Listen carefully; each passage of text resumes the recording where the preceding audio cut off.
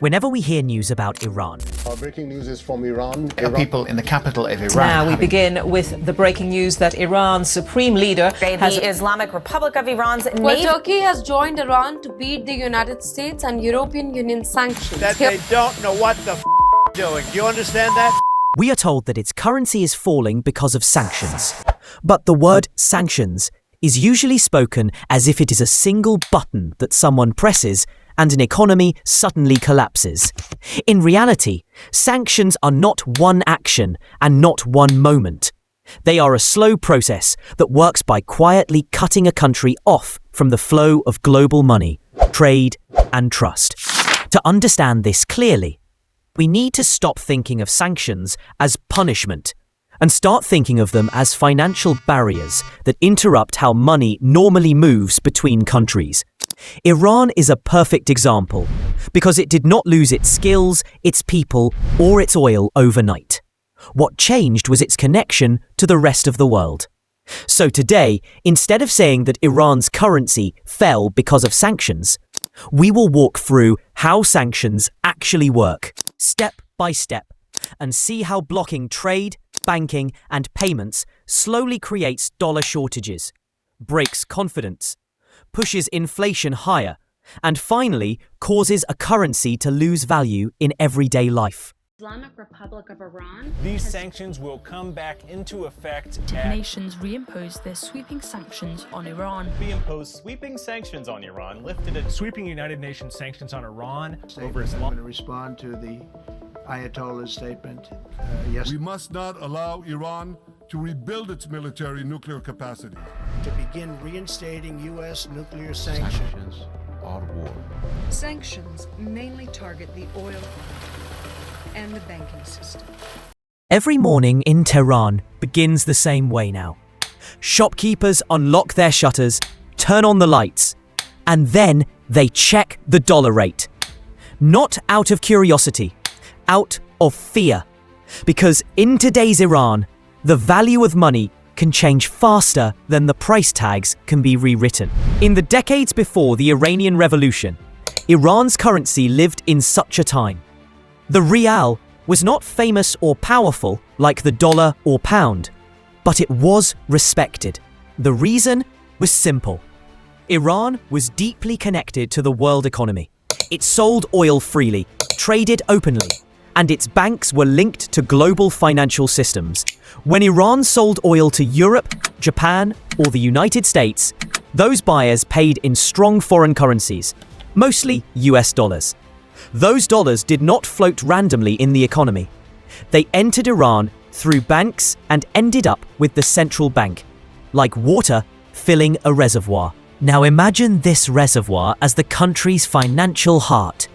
When dollars flowed into it, the central bank could do something very important. It could exchange those dollars for rials.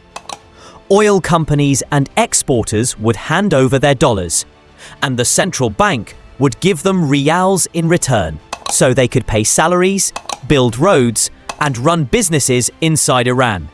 This process created demand for the rial. People needed rials to function in daily life, and the state had enough dollars to back that demand.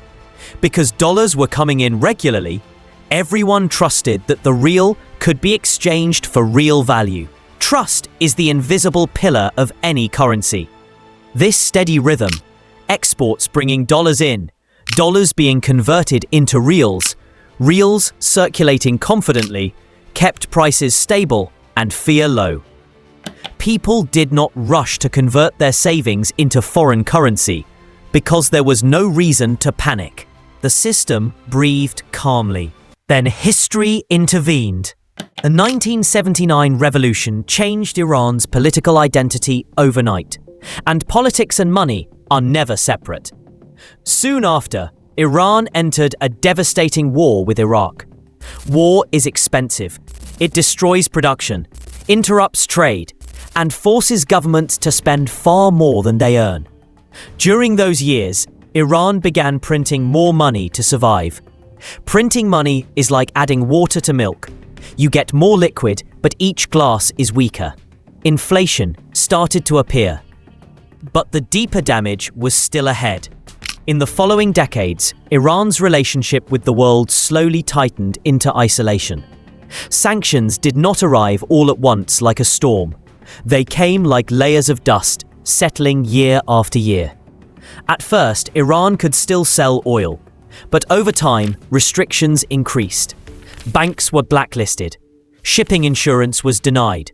Payments were blocked. Eventually, even when Iran sold oil, getting paid became a struggle. This is where the flow broke. Imagine that reservoir again, the central bank's dollar supply. Suddenly, the pipes feeding it were narrowed or shut. Oil exports dropped, and even when oil was sold, dollars could not move freely through international banks.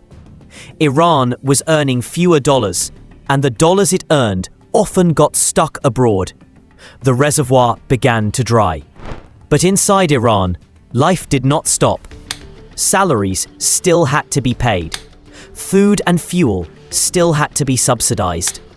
Imports, medicine, machinery, basic goods still required dollars. When fewer dollars entered the system, but demand for dollars remained the same, scarcity appeared. And scarcity creates fear. People noticed that dollars were becoming harder to find.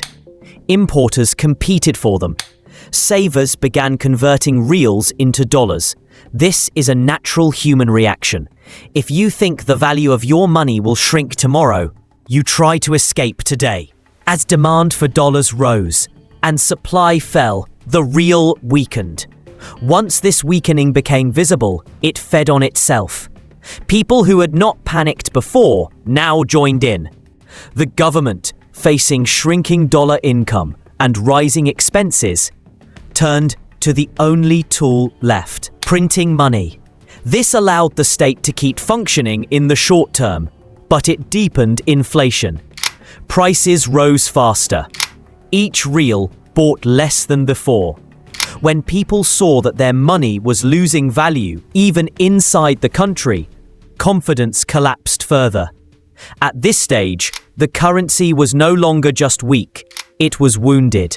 Every political shock made the injury worse. The collapse of the nuclear deal, new rounds of sanctions, regional tensions, and later wars in the Middle East all acted like fresh blows. The Israel-Palestine conflict and the brief Iran-Israel confrontation added a new layer of fear. Markets do not wait to see what will happen. They move based on what might happen. The possibility of wider war meant possible new sanctions, blocked oil routes, and deeper isolation. So people rushed again toward the dollar.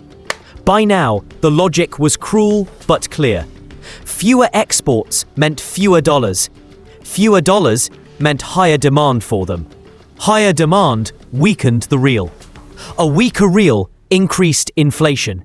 Inflation destroyed trust. And lost trust pushed people even harder toward foreign currency. The cycle fed itself. In the end, the fall of Iran's currency was not a single decision or a single enemy. It was a long chain of cause and effect.